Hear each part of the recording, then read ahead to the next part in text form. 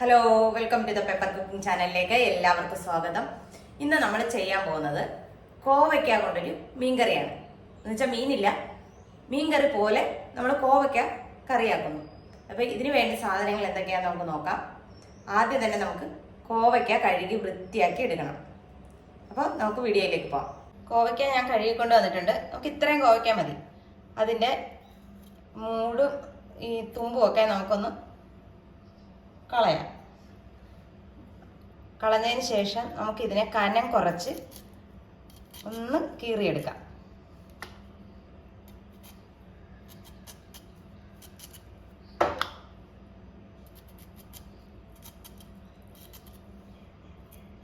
എത്രത്തോളം കനം കുറച്ച് കീറിയെടുക്കാൻ പറ്റുമോ അത്രത്തോളം കനം കുറച്ച് കീറിയെടുക്കാം. നമുക്ക് കിട്ടിയ കോവയ്ക്ക കൂടുതലും പഴുത്തതായിരുന്നു. അതിന് ഞാൻ ഒരുമാതിരി നല്ലത് നോക്കി എടുത്തിട്ടുണ്ട്. ഇത്രയും മതിയാവും. ഇനി നമുക്ക് ചെറിയ ഉള്ളി, അതായത് ഒരു 150 ഗ്രാം ചെറിയ ഉള്ളി ചെറുതായിട്ടൊന്ന് അരിഞ്ഞെടുക്കണം. നമുക്ക് ഇതിൻ്റെ കൂടെ വാട്ടിയെടുക്കേണ്ടതാണ്. അത് കാരണം കനം കുറച്ച് അരിഞ്ഞാൽ മതിയാവും. നമ്മുടെ കോവയ്ക്ക കറിക്ക് ആവശ്യമായ സാധനങ്ങൾ അരിയാനുള്ളത് ഞാൻ എല്ലാം അരിഞ്ഞ് റെഡിയാക്കി കൊണ്ടുവന്ന് വെച്ചിട്ടുണ്ട്.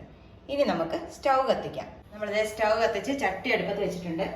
ഇതിലേക്ക് നമുക്കൊരു സ്വല്പം വെളിച്ചെണ്ണ ഒഴിച്ചു കൊടുക്കാം. അതായത് നമുക്ക് ആ കോവയ്ക്ക ഒന്ന് വാട്ടിയെടുക്കണം. നമുക്കിതിലേക്ക് നമ്മുടെ കോവയ്ക്ക ഇട്ട് കൊടുക്കാം. കോവയ്ക്ക ഒന്ന് വാടണം എണ്ണയിൽ. നമ്മുടെ കോവയ്ക്ക കറിക്ക് ആവശ്യമായ അരപ്പ് തയ്യാറാക്കാം.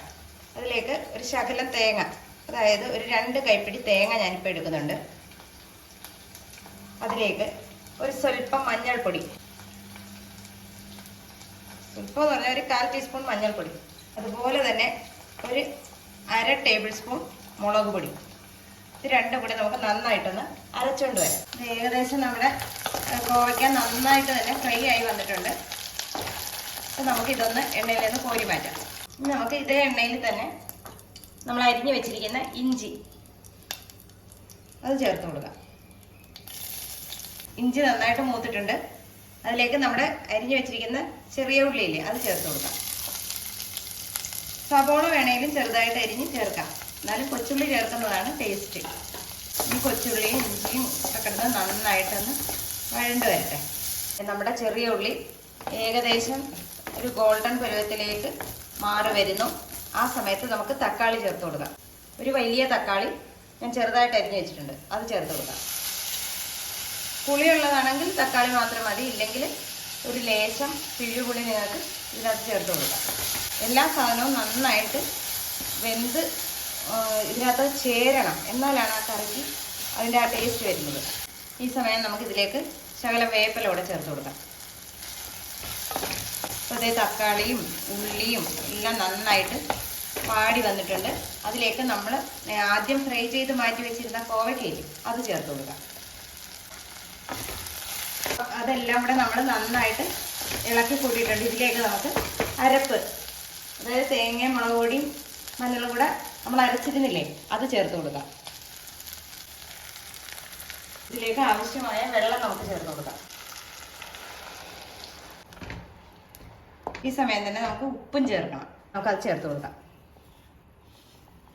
ഇനി ഇവിടെ ഇരുന്ന് നന്നായിട്ട് ഇതൊന്ന് തിളച്ച് പറ്റി വരണം. അതായത് നമ്മുടെ മീൻകറി നമ്മൾ എങ്ങനെയാണോ തിളപ്പിച്ചെടുക്കുന്നത് അതേപോലെ തന്നെ തിളച്ച് പറ്റി വരണം. അപ്പം നമുക്ക് തിളച്ച് പറ്റി വന്നിട്ട് കാണാം. അപ്പോൾ നമ്മുടെ കറി നന്നായിട്ട് തിളച്ച് വന്നിട്ടുണ്ട്.